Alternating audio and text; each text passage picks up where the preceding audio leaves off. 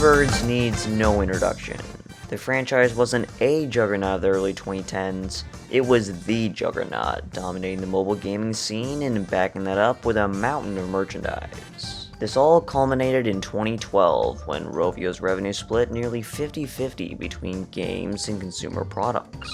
45% consumer products, everything else 55%. Think about that. With sources citing over 40,000 individual products being made along the way, based on the various games made during this golden era. Some of these products are more iconic in retrospect compared to others, of course, whether based on the merits of how truly good they were, or how ubiquitous they were. When we think about the most memorable Angry Bird products, I think we're looking at a combination of these factors, right? Was the product itself of good quality, and was it mass-produced? Logic reasons that this would lead to more exposure and more positive memories created. The power of nostalgia en masse, I suppose, hence my desire to make a video like this. A random calendar or some ceramic mugs released into a small market do not invigorate these feelings as a counterexample. Obviously, the Commonwealth plush do. They're the definitive product line, faithful to the games, sold everywhere, and of good quality for the price. I don't think anybody can deny they are inextricably linked to the brand's identity. But right up there with them are the board games released under the Mattel Games brand, a sub-label of Mattel that, well, makes games. Specifically physical board games as opposed to digital ones. Angry Birds was already a digital game, so naturally there was a market for a real-world translation. We all dreamt of playing Angry Birds in real life, right? Whether in super scale or like those YouTube videos from back in the day, both of which captured the essence of this desire, to which Mattel capitalized. This concept alone is so obvious for an Angry Birds toy, it's almost hard to fuck up. Part of it may be even more obvious than plush. Their collection of board games, which many will be surprised to learn the extent of, were released across the world in one way or another over the course of 3 years, from 2011 to 2014. And today, we're taking a look at every single one, because I have them all. One of the few people that actually does. I'll explain why that is as we move along. I'm in a bit of a unique position where I can do this topic justice in a way nobody else on this platform can. So I owe it to all of you dear viewers who also hold these games in high regard to follow through. We'll start with a brief history of the license acquisition and then take a look at each game chronologically. Sounds like a plan? I can't hear you and I'm not gonna pretend like I do like some sap, but I take it you want to begin the episode. So let's get into it, as they say. Public records do not seem to indicate when exactly Rovio and Mattel first signed a licensing deal, but it's safe to assume this was late 2010, given the first documented prototype would show up at New York Toy Fair in February 2011. It stands to reason they took a few months to reach this stage in development. When you compare this version to the one that was actually sold, it's not 100% identical, but this is about as close as a sample gets to the final product. It would be a great piece of history to see preserved in Mattel's archive today, regardless. Speaking of the final product, it arrived at retail in June 2011, for the smoking hot price of $24.99, at least on ToyWiz.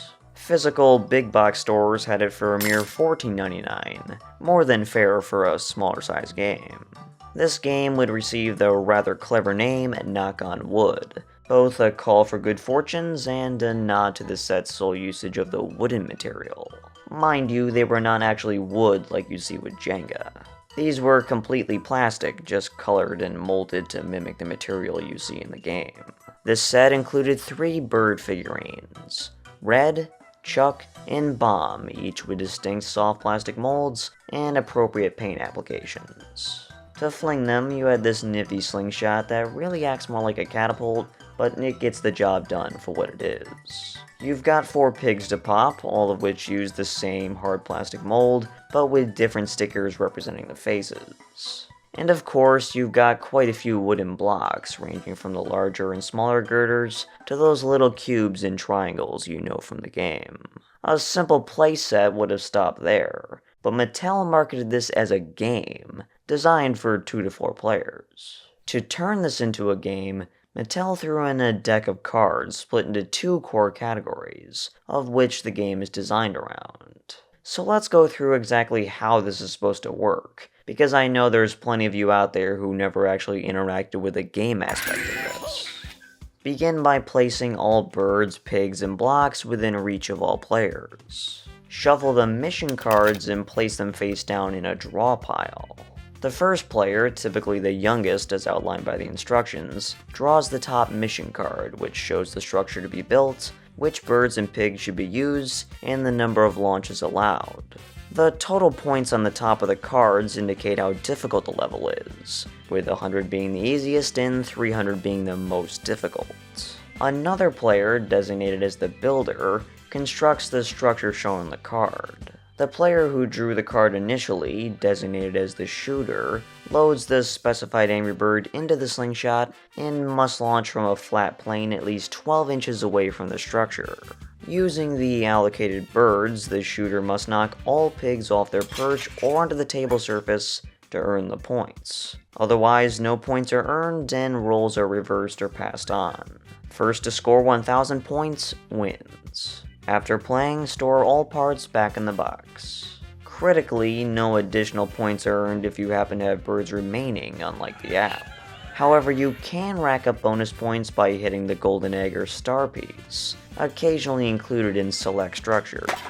If you do so, you may draw a card from the other pile, the point cards. So as you can see, some creative liberties were taken with the game design, loosely mimicking the gameplay of the app, but now catered towards a multiplayer experience. But true to the box, you do build, launch, and destroy.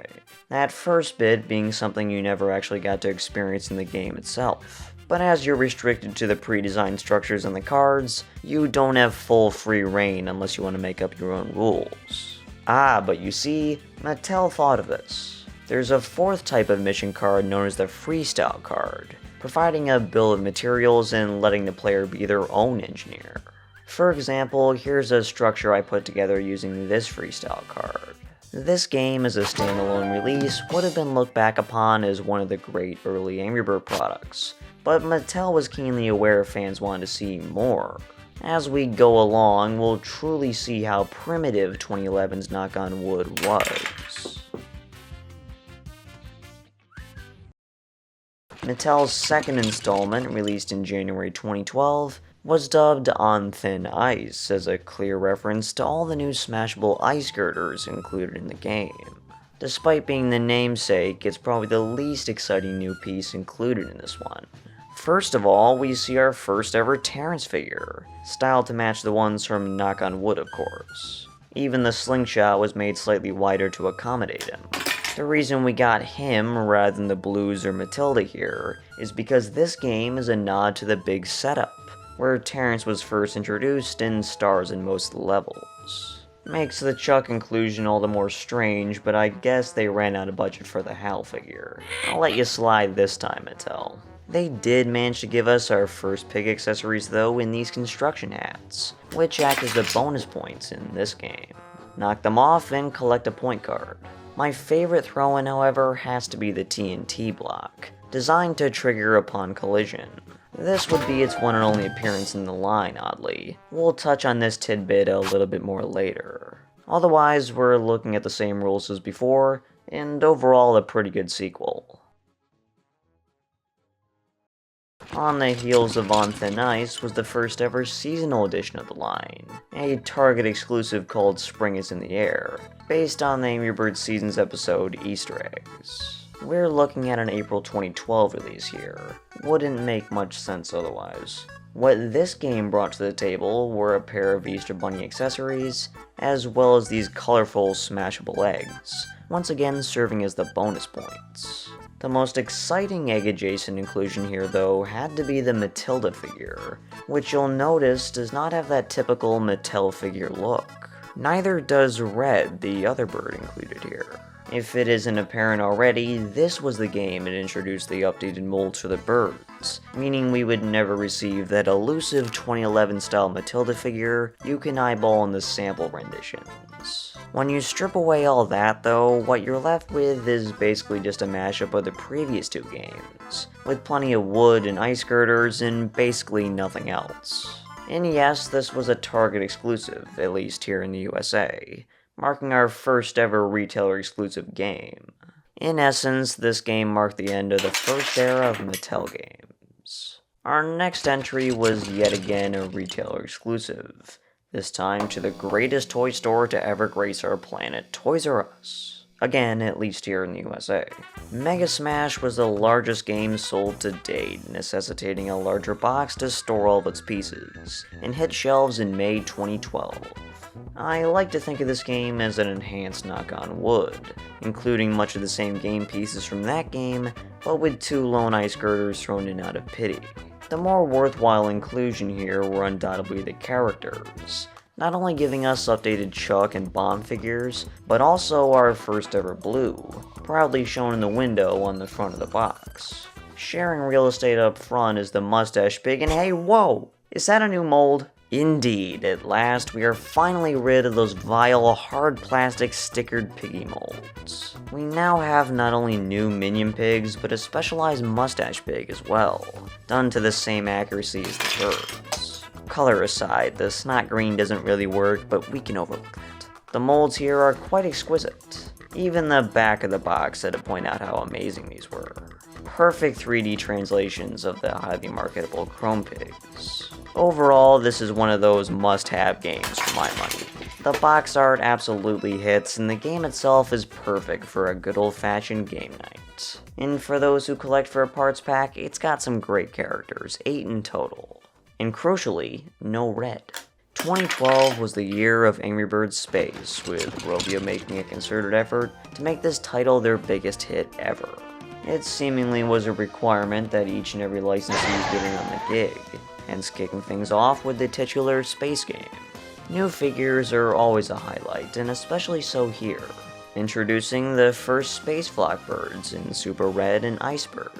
The pigs from Mega Smash carry over into this one, but just so you know we're dealing with space, gravity fields, and the like, they made sure to include a smashable bubble capsule. Smash this one to earn the bonus points. You'll also notice in the B-roll shots that we at last received stone materials, which I would praise had they been designed with any sort of thought.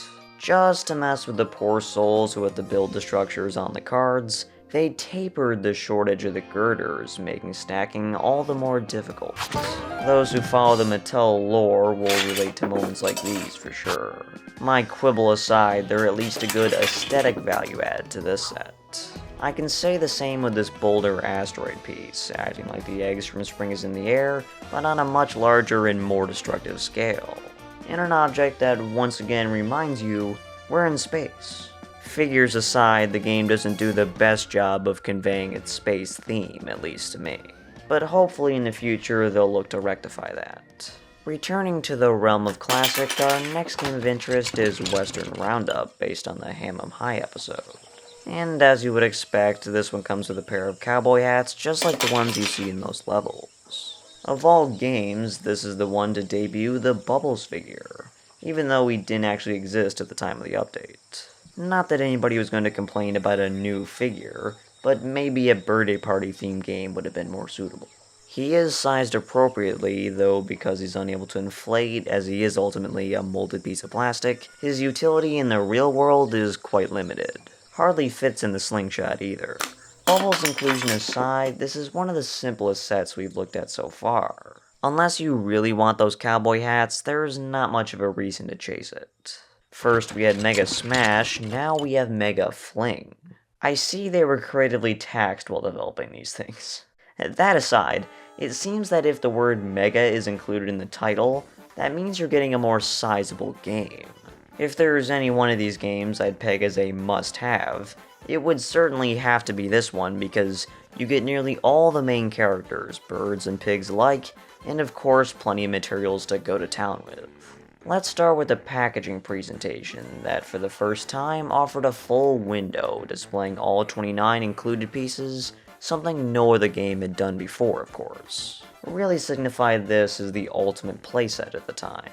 And you will notice there's no retailer exclusive indicator anywhere on this box, so it was a bit of an easier game to get your hands on, so long as you had 30 buckaroos. What you do see on this box is this: electronic launcher with Angry Birds song and sounds. Indeed, this slingshot doubles as a speaker, with sound effects and music ripped straight from the game, set to play when you interact with it. When you first turn it on, you'll be blessed with the theme song, which goes on for a good minute if left to its own volition.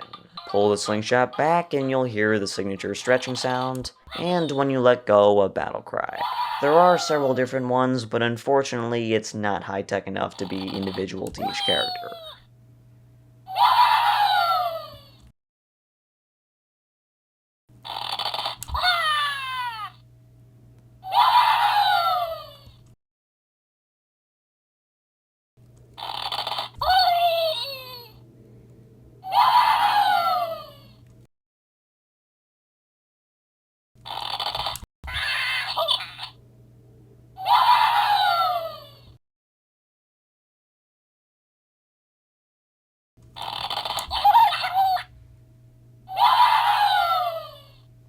The little golden egg on the base will play assorted sounds unrelated to the slingshot action.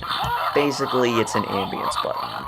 The core game pieces include a solid mix of wood and stone materials. It seems that the ice blocks have gone by the wayside, by the way, and the two generic bonus pieces we've come to expect. The draw here, though, comes from the game's other bonus point source, with the Helmet Pigs, one of the staple pigs of Angry Birds, finally making its way into the molded era.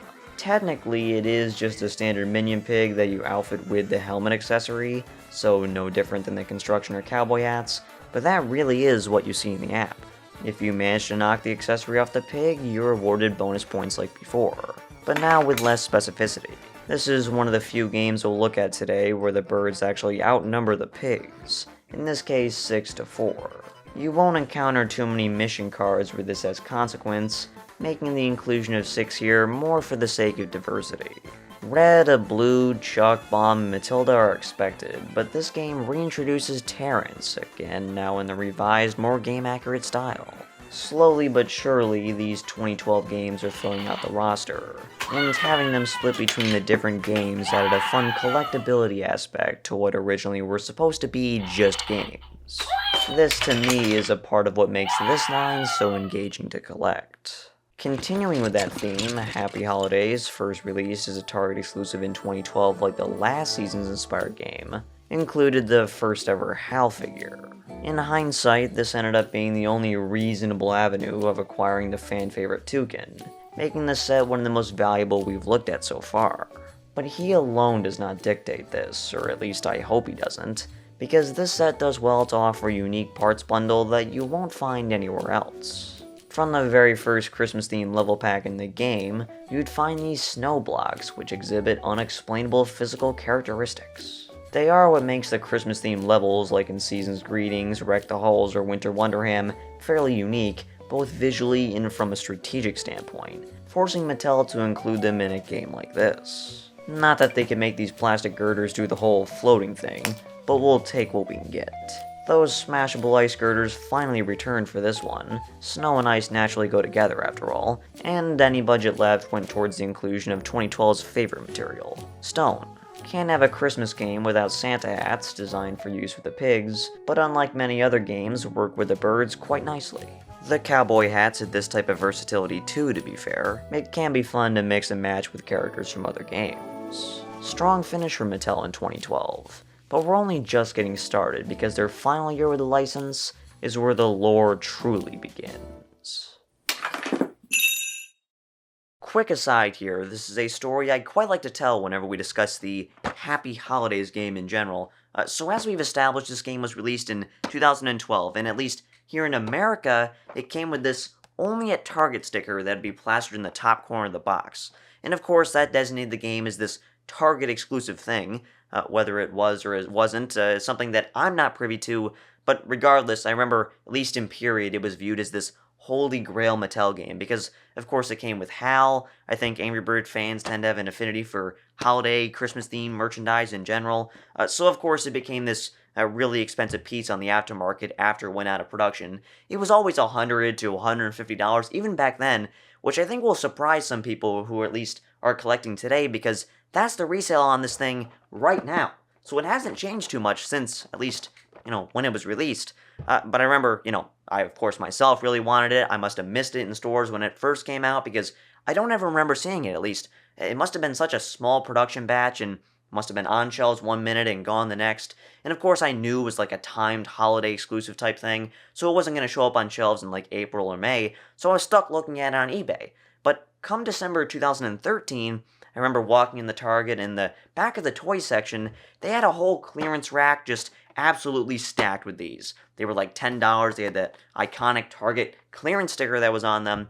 There was just so many of them, but there must have been at least 50 or so copies of Happy Holidays. And of course, I picked one up and brought it home, and that's my copy today, I guess. It's not this specific one. Of course, the one I have is the one that I've been showing in the video so far. This is the boxed one that I have. And there's certain ways you can tell this one apart, of course.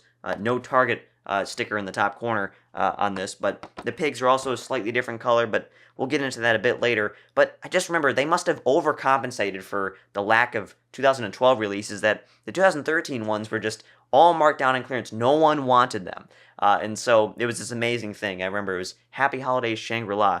But it just baffles me to this day that this game has retained the $150 resale value, at least in box, that it did back then, despite the 2013 reproduction. Yes, these are not the 2012 ones, and there's certain reasons as to why that is the case that I won't get into here. But it's amazing to me, because the game really isn't all that rare. It's just really desirable because, it has HAL in it. I mean, that's how it is.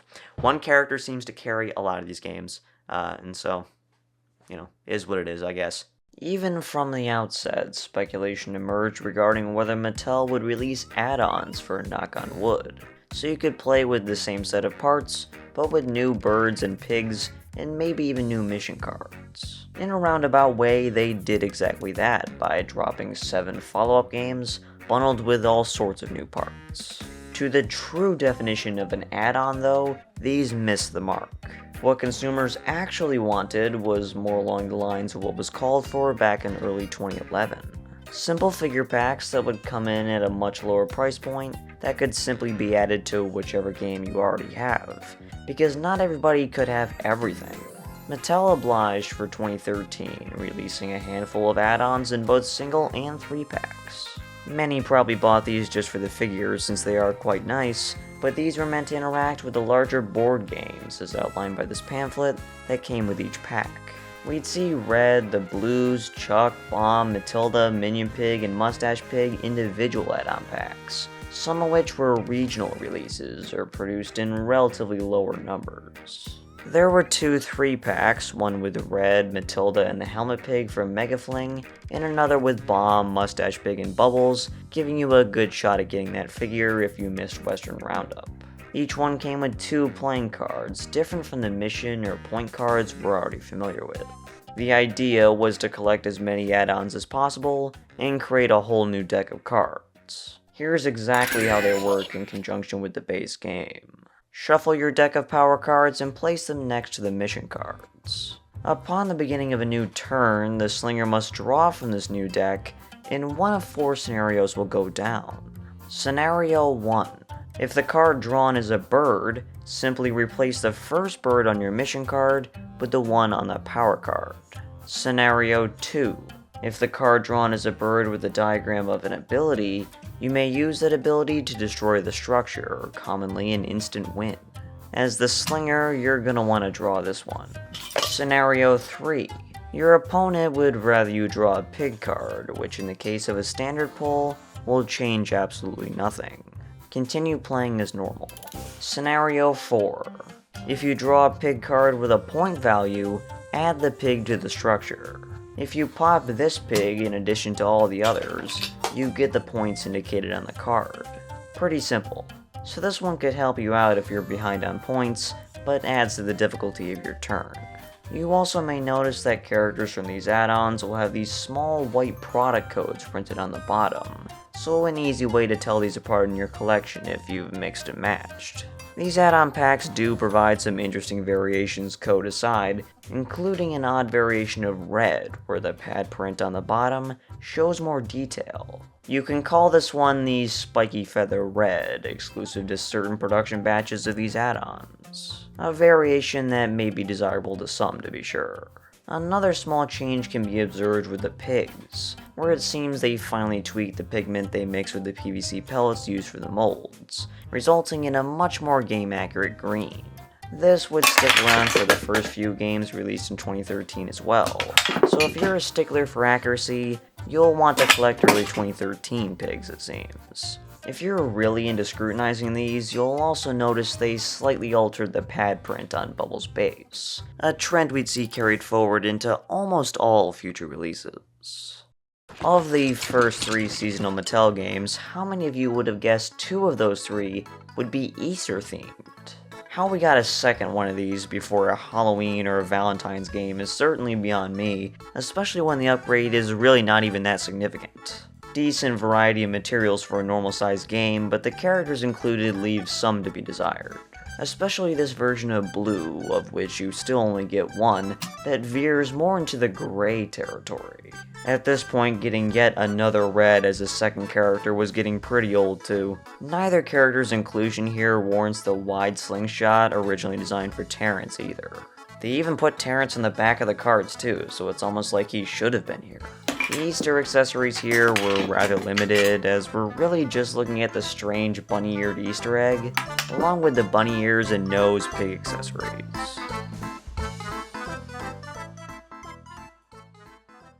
Why we had to wait nearly an entire year to receive a space sequel is unbeknownst to me, though what we did eventually get I always thought was quite a bit more spirited.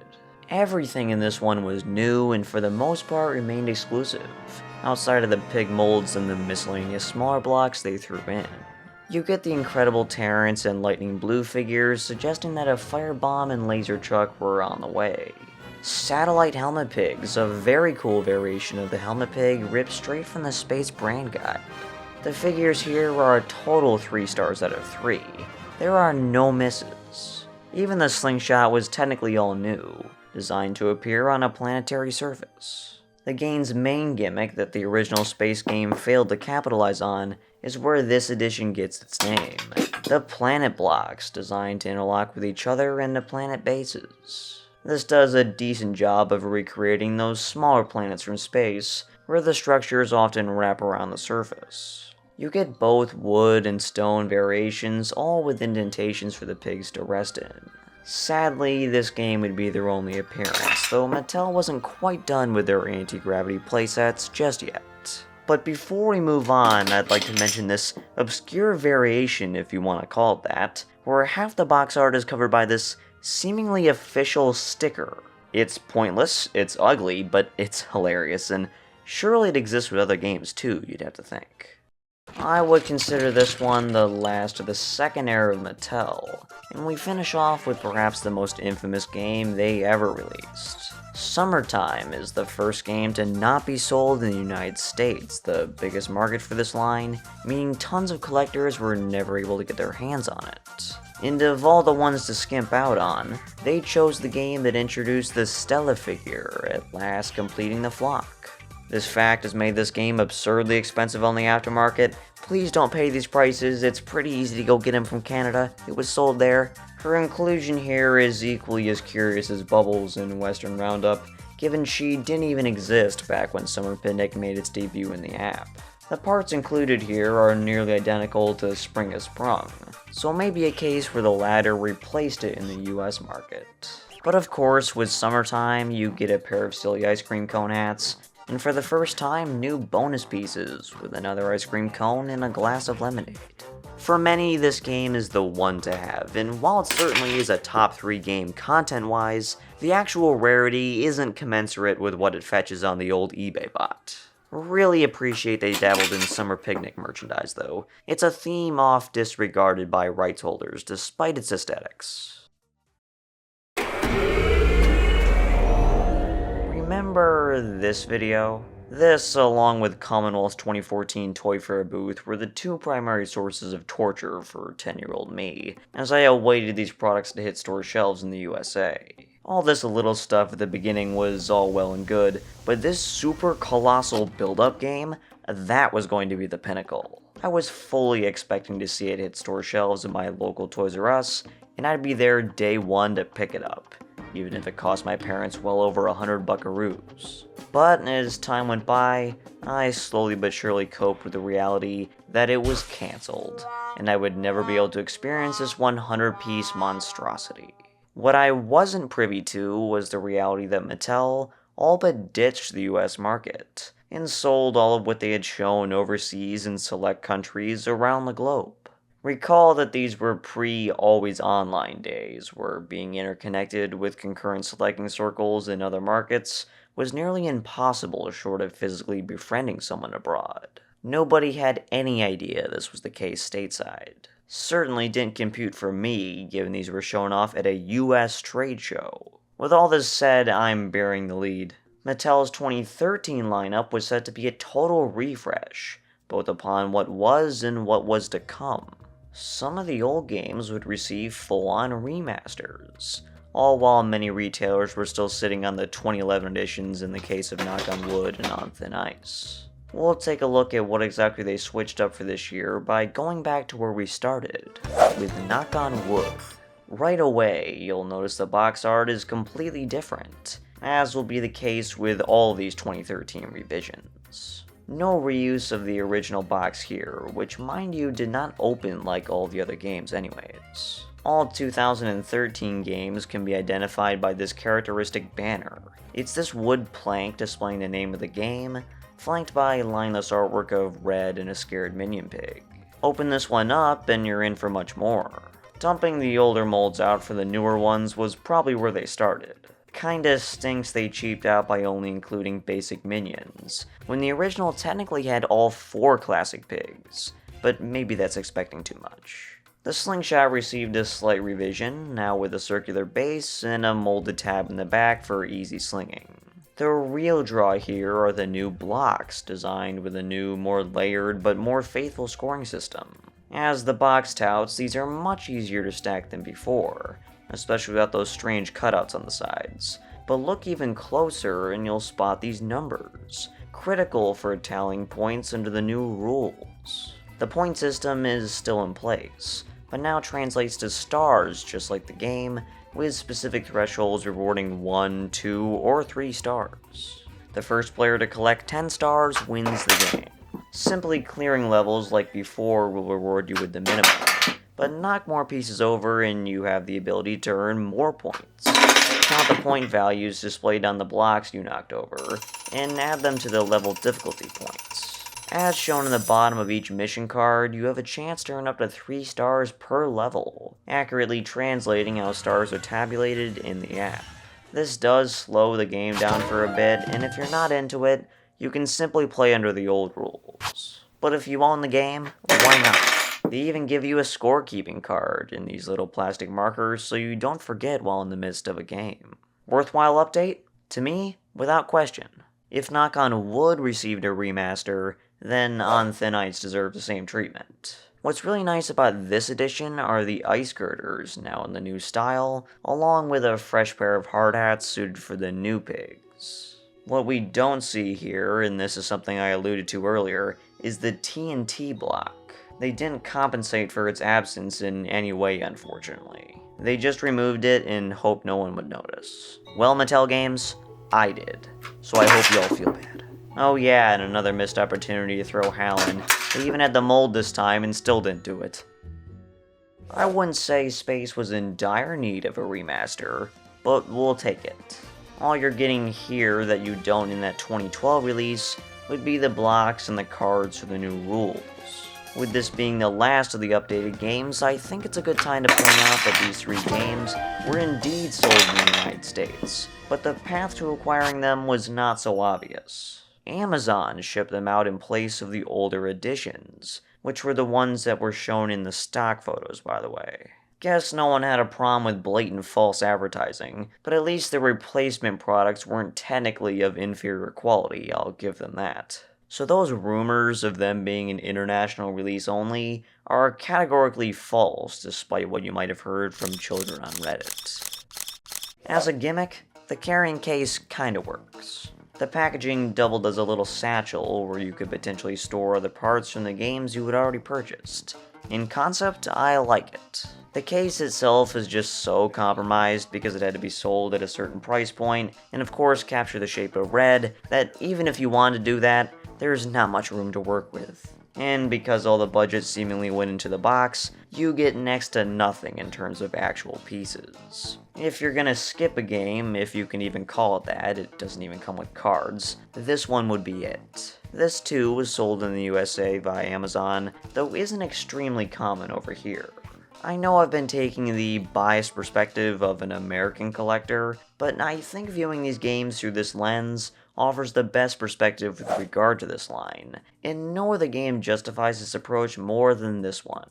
Of all the games released during this era, Lunar Launcher was the only one that actually hit store shelves, being sold at Target stores in 2013. I know this because that's quite literally where I bought mine. Thankfully, the powers that be at Mattel and Target let this one slip by, because it's without question the most unique set they ever made. This one isn't lacking for box real estate either, clocking in as the biggest game we've looked at yet. Its size doesn't really come down to the building materials or the characters included, though you do notably get a 6-figure here, and one that would help towards completing the space flock, Laser Chuck. As far as full-on games go, he would remain exclusive here. Missed opportunity to include a firebomb, instead you get repeats from the standard space game in Red and Icebird. We're talking about this game's large footprint though, and that owes to the second part of this game's name that many often omit, and Planet Base, with the full ampersand going on there too. You heard that right, you get a full planet base where you can build your structure.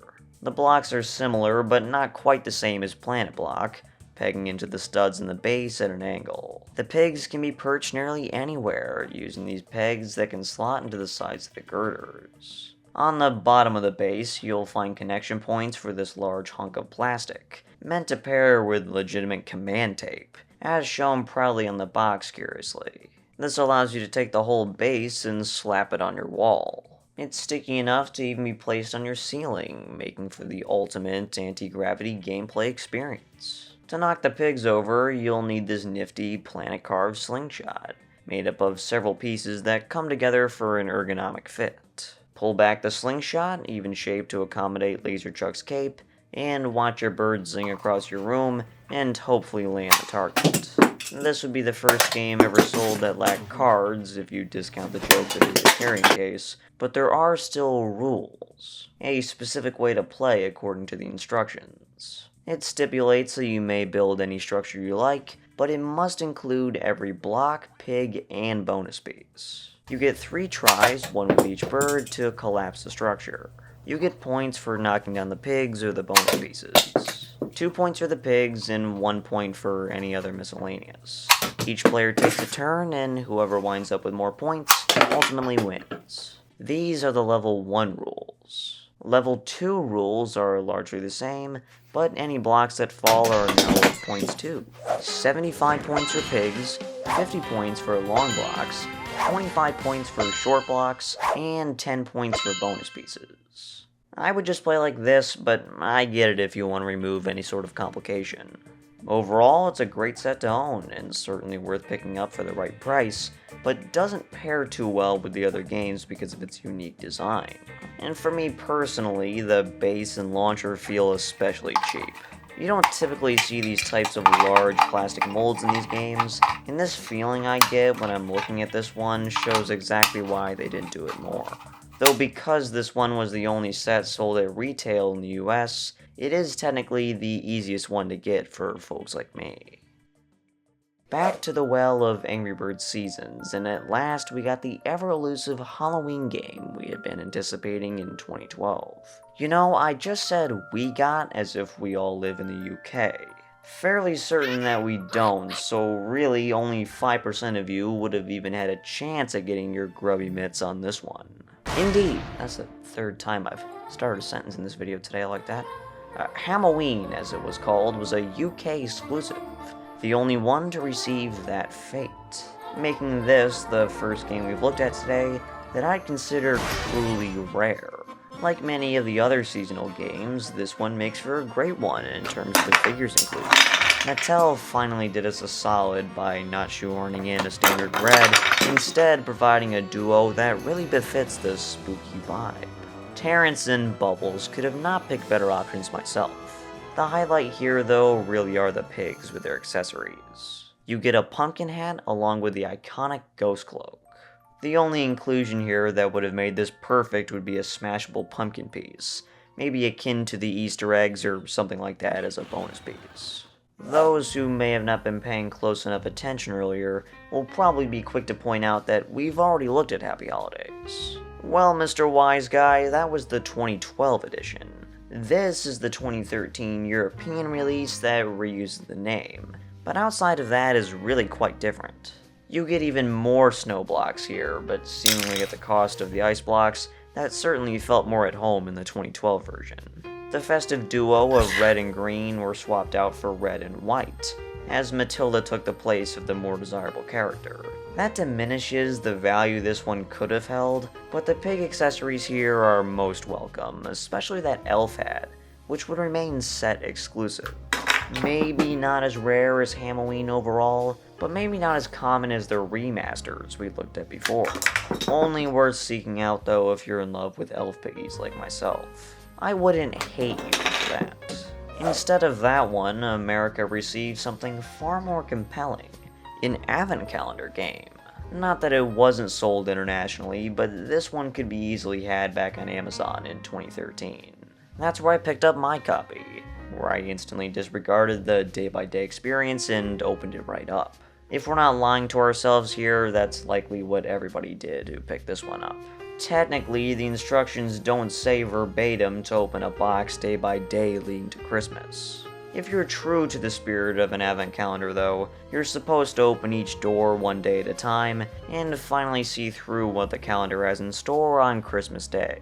By opening each door, you'll find a nice assortment of materials, superior to the last game we looked at, as we actually got some ice blocks here. You've got your slingshot, 2 pigs with reused Christmas accessories, red and a blue, along with some playing cards. Despite the unique packaging, this plays exactly like all the other games from 2013.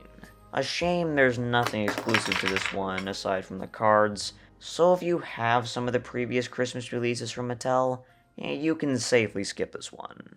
We conclude our tour of the Mattel line with the Mac Daddy of them all, the game that everybody lusts for simply because of its absurdity, Deluxe. You may recall seeing this one at Toy Fair, where it went under the name Super Colossal Build-Up. Many assume that this one was cancelled, as it went nearly completely undocumented upon release, and refused to resurface on any secondhand marketplaces for years. Even when it did, it would be missing its signature box that one simply cannot appreciate until they have it in person. It even has a little grab handle, a detail I especially appreciate. It's truly towering, displaying a huge image of everything included on the front, with avians crashing into the 78-piece structure from both sides. Even managing to fit in a little window showing consumers that with this game, you got all the birds. That's right, every single one, including Stella, making this the only other game that includes her. The pigs don't quite match up, as this game fails to deliver in that respect. Couldn't even bother to throw in a mustache pig, or at last give us our first true king pig. We're not counting the Aptivity figure here, though that is technically Mattel as well. Failing to deliver is really the name of the game here. This Deluxe game is really anything but. The box is basically one large false promise, more akin to a party-sized bag of crisps, filled with nearly as much air as substance. You do get 100 pieces, but nothing exclusive and certainly doesn't warrant the massive box they're stuffed in. You get 2 slingshots, which is for one of the game modes we'll get into in a second, perhaps explaining why you get so many birds. Because of the increased size, the cards were scaled up so you could actually tell what's going on. Structures legitimately take several minutes to put together, making for a climactic collapse, but not much action otherwise in practice. The point system is thrown out the window, as you will simply earn stars based on the birds used. First player to 6 stars wins the game, meaning it could be over in as little as 2 rounds. However, the unique offering in this game is the head-to-head mode, which is where the game's signature dual slingshot setup comes into play. According to the instructions, the players evenly divide the parts, and 2 players take on the same structure. The levels tend to be smaller on their own due to the part sharing, and ultimately it's a race to see who is able to top all the pigs first. Each player uses the exact same birds in the order dictated by the card, and turns alternate, starting with the youngest player as always. The first player to clear the level wins the round, and receives stars for their performance. There is the slim possibility that the round ends in a tie, where both players should receive the same star allotment. Strangely, there is also one singular freestyle card, which doesn't even allot the full bill of materials. This one can only be used with the classic rules. Overall, this game hardly even gets a single star for me in terms of value. The only novelty here is the fact that this game, for one, is uber rare, only sold in select European countries at the big ticket toy shops, Mexico, and Australia. There could be a few others that we don't have documented, but not exactly a common set regardless. The other cool novelty is the fact that this one is so absurd in size, it really makes for a collection centerpiece. But don't get caught up in the hoopla from those same Reddit children I talked about earlier. You're okay not having this one. Unless you're really dying to play head-to-head, which you can just make up on your own regardless if you have more than at least one game. Some additional add-on packs were released alongside this final wave of games, including a few new 3-packs and some fascinating single packs, but we'll get into that. For me, this is the one hole in my collection where I have next to nothing I can show on camera, because nearly all of these were sold in very specific international markets, and I'm not joking about that. And it's actually unbelievable when you break it all down.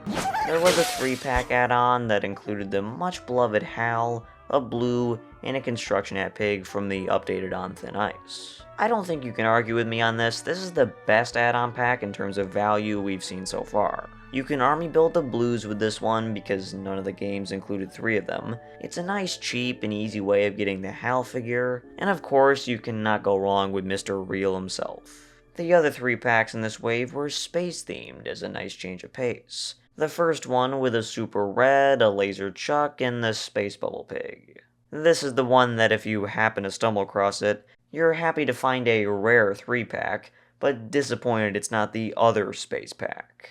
That's because the other one included 2 completely exclusive figures, one that offers the chance to complete your space flock. This final 3-pack included the incredible Terrence from Planet Block, the long-awaited Firebomb, and a bit of a curveball with a Frozen Pig. You have to buy this 3-pack to get these figures, perhaps making this the most desirable add-on ever. But if you don't live in mainland Europe, you're shit out of luck. I know the other 2 were sold in Latin American markets, but I'm unsure about this one. The same situation can be observed with some of the single add-ons. There's no classic ones this time around, they covered all bases with that first wave. This wave delved into both space and seasons, but scattered their release across the globe. Well, they couldn't let you off easy. Here in the US, we merely got Icebird and the 2 Christmas packs with Santa Pig and Chuck. Nothing too groundbreaking, though the Christmas packs admittedly were kinda cool. I'm almost laughing at my script here. Greece, Turkey, and Serbia collectively, like, really? Greece and Serbia? No offense to anybody who lives there, but, I mean, come on. Got those along with Super Red, Laser Chuck, Bubbles, the Pumpkin Pig, and an exclusive frozen variation of Mustache Pig. These packs are basically non-existent, especially new on the card. No idea what the production numbers on these looked like. I presume they still made quite a few, just given how small these are, but there couldn't have been that many for such niche markets. The Ham-O-Ween packs are certainly a case study of their own, and everybody and their mother looking to complete their figure collection wants the frozen mustache pig. So there, you happy now? I did the thing. The thing you've been asking for since I made the duology of videos all those years ago. And having completed this video as of recording this segment, I'd like to think this one came out far better than either of those two did, though I think that was a given. And at last, the internet can finally have a proper showcase of every single game ever sold by Mattel. Should I acquire some of those later 2013 add-ons, perhaps I'll make an additional video showing the functionality off. Not opposed to that at all. What I am opposed to are the prices they fetch on the aftermarket, which are inconceivably atrocious for what ultimately are mass-produced pieces of plastic. While I've well demonstrated that these items are indeed quite cool, and generally faithful to the games, I personally do not see the value commensurate with the current market. At all. And to you, dear viewer, or perhaps consumer, perpetuating these prices and enabling sellers to continue this pace is only going to alienate enthusiasts of the hobby. And I just hope that in me saying this, at least one of you not only hears what I'm saying, but understands where I'm coming from. But hey, Angry Bird merch, am I right? With that said, if you have any comments, questions, or complaints, you can let me know down in the comment section below. And with that I say, as always, peace out.